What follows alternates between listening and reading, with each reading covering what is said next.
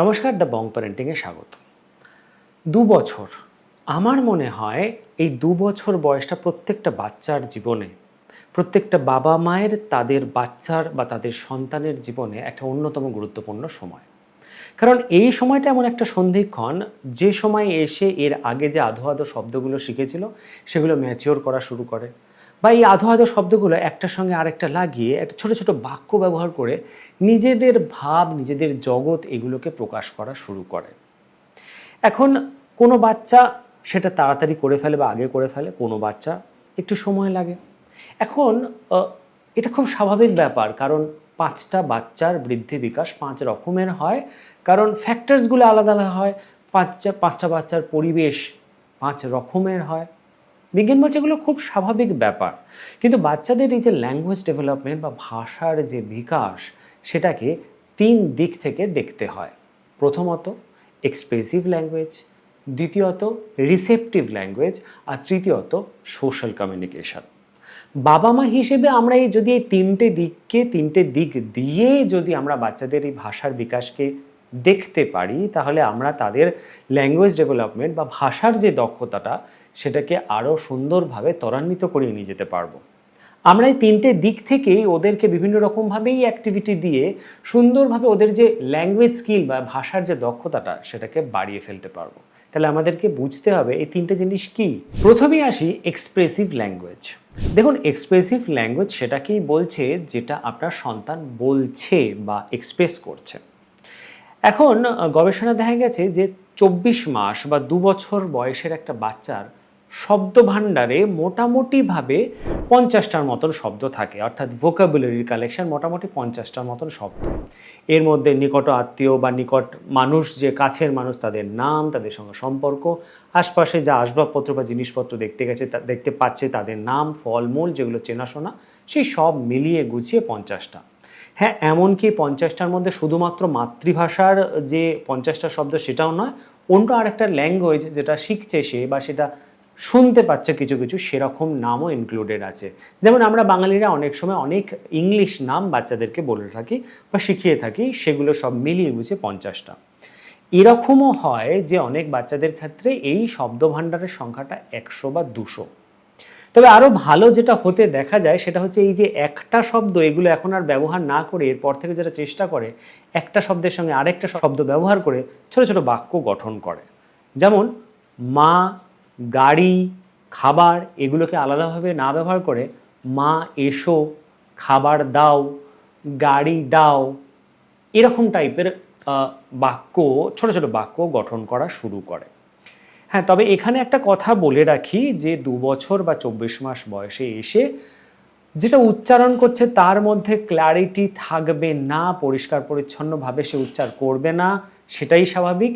অভিভাবক হিসেবে আমরা তাদের কথার ৫০% বুঝতে পারবো।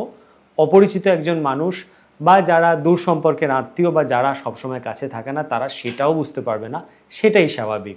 সেজন্য এই সময় অযথা আলাদাভাবে ওদের উচ্চারণ পরিষ্কার করা বা ক্ল্যারিটি এই ব্যাপারটার উপরে গুরুত্ব না দেওয়াই ভালো।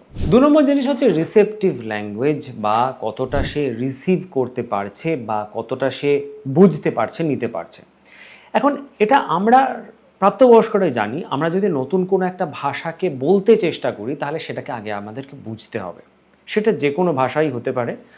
যখন আমরা সেটাকে আয়ত্ত করি, আয়ত্ত করা মানে সেই ভাষার কোনো একটা টার্ম, শব্দ, বাক্য, সেটার মানেটা কী বোঝাতে চাইছে সেটা আগে আমরা শিখি, তারপর সেটা বলার চেষ্টা করি। বাচ্চাদের ক্ষেত্রেও সেই একই ব্যাপার হয়। ২ বছর বয়সে এসে কিন্তু আপনার ছোট ছোট ইনস্ট্রাকশনকে কোনো ইশারা বা আলাদা কোনো কিছু ছাড়াই, আলাদা কোনো সাহায্য ছাড়াই সে কিন্তু করতে পারে। খেয়াল করে দেখবেন, আপনি যদি বলেন তোমার জুতো কোথায়, তাহলে সে কিন্তু জুতোটা খুঁজতে বা আনতে চলে যায়। যদি গ্লাসটা টেবিলের উপর রাখতে বলেন তাহলে গ্লাসটা নিয়ে কিন্তু টেবিলের উপরে রেখে দেবে।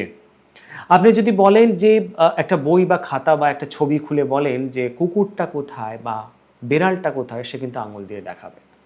আবার সাধারণ ক্রিয়া বা কাজকর্ম যেগুলো, যেমন খাওয়া, হাঁটা, দৌড়ানো, ঘুমানো, এগুলো কিন্তু সে বুঝতে পারে, বা আপনি যদি সেরকম মিন করেন তাহলে সেই প্রসেস বা সেই দিকে যাওয়ার সে চেষ্টা করবে।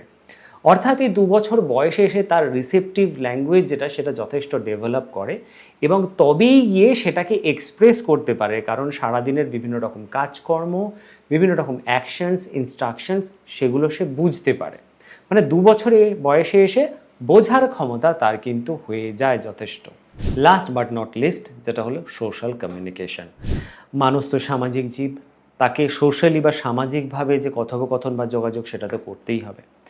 একটি 2 বছর বা 24 মাস বয়সে একটি বাচ্চার মধ্যে মস্তিষ্কের বিকাশ বা তার যে ভাষার বিকাশ হবে সেটা প্রকৃষ্টভাবে প্রমাণ দেয় এই সোশ্যাল কমিউনিকেশন। খেয়াল করে দেখুন যে আপনার বাচ্চা যখন বাড়ির থেকে কেউ বাইরে যাচ্ছে তাকে কি গুড বাই করে বা টাটা দেয়? আপনি একটু ভালো করে খেয়াল করে দেখুন, যখন কোনো খুব আনন্দের কিছু হয় তখন কি আপনাকে ডেকেও আঙুল দিয়ে সেটাকে দেখায়?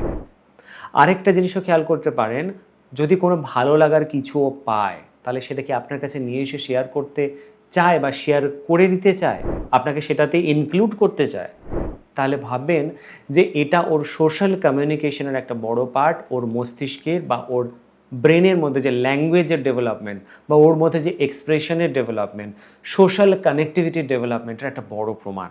এই 3টে জায়গাকে খেয়াল করে আমরা যদি সিম্পল কিছু অ্যাক্টিভিটি বাচ্চাদেরকে বাড়িতে করাতে পারি না, তাহলে ওদের ল্যাঙ্গুয়েজ ডেভেলপমেন্ট খুব ভালো করে হবে।